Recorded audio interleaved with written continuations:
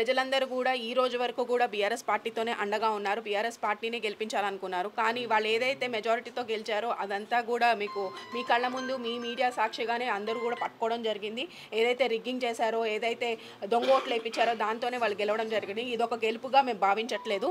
నైతికంగా BRS party గెలిచింది. నైతికంగా మా అభ్యర్థి మాగంటి సునీత గారు గెలిచారు. కానీ మేము ముందు నుంచి చెప్తూనే ఉన్నాం, వాళ్ళది ఒక రౌడీయిజం, రౌడీ బ్యాక్గ్రౌండ్లో ఉన్న ఫ్యామిలీ అని చెప్పి మేము ఫస్ట్ నుంచి కూడా చెప్తున్నాం. ప్రజలు భయాందోళనకి గురి చేసి మరి ప్రజల్ని భయపెట్టి ఇలా ఓట్లు వేయించుకోవడం జరిగింది. దానికి సాక్షిగా మీకు నిన్ననే జరిగింది. నిన్ననే గెలిచారు. నిన్ననే రిజల్ట్ ప్రజలు తీర్పిచ్చి గెలిపించారు. సరే, ఎమ్మెల్యేగా గెలిచారు, డెవలప్మెంట్ చేస్తా అన్నాడు, డెవలప్మెంటే నా ప్రధాన అజెండా అన్నాడు, అన్నీ అన్నారు. కానీ వాళ్ళ ఫాలోవర్స్ వచ్చి ఇట్లాంటి దౌర్జన్యాలు చేస్తున్నారు. బీఆర్ఎస్ పార్టీ కార్యకర్తలు, నాయకులు అందరినీ భయాందోళనకి గురి చేయడానికి ట్రై చేస్తున్నారు. కానీ గుర్తుపెట్టుకోండి, బీఆర్ఎస్ పార్టీ ఒక ఉద్యమం పార్టీ కాబట్టి ఇందులో ఉన్న నాయకులు, కార్యకర్తలు ఎవరికి భయపడేది లేదు.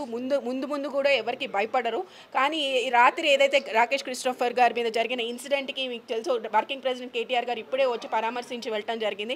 మొత్తం బీఆర్ఎస్ పార్టీ కూడా మా జూబ్లీహిల్స్ నియోజకవర్గ కార్యకర్తల నాయకులతో అండగా ఉంటుందని చెప్పి వారు కూడా వచ్చి ధైర్యం ఇచ్చి భరోసా ఇవ్వడం జరిగింది. మేము ఒక్కటే కోరుకుంటున్నాం, ఏదైతే నవీన్ యాదవ్ గారు గెలిచారు జూబ్లీహిల్స్లో, వారు ఏదైతే ఎజెండా చెప్పారో, డెవలప్మెంట్ అనే ఎజెండాతో ముందుకెళ్తా అన్నాడో అది మీద కాన్సన్ట్రేట్ చేయండి. ఫస్ట్ ఆఫ్ ఆల్ ఏదైతే 6 గ్యారెంటీలు అమల్లోకి తీసుకొస్తానో దాని మీద కాన్సన్ట్రేట్ చేసి ప్రజల కోసం నిలబడమని మేము కోరుకుంటున్నాము. అంతేగాని ఇలా నాయకులు, కార్యకర్తల్ని భయపెట్టడానికి ప్రయత్నిస్తే మాత్రం ఏ కార్యకర్త, నాయకులు ఊరుకునేది లేదు. మేమందరం కూడా రోడ్డు మీదకి వస్తాము. మొత్తం పార్టీ అంతా కూడా ఏకమై ఏ ఇంట్లో ఏ కార్యకర్తకి ఎటువంటి ఇబ్బంది కలిగినా దీనికి బాధ్యత నవీన్ యాదవే తీసుకోవాల్సిందిగా మీ ద్వారా మేము అని కోరుతున్నాను.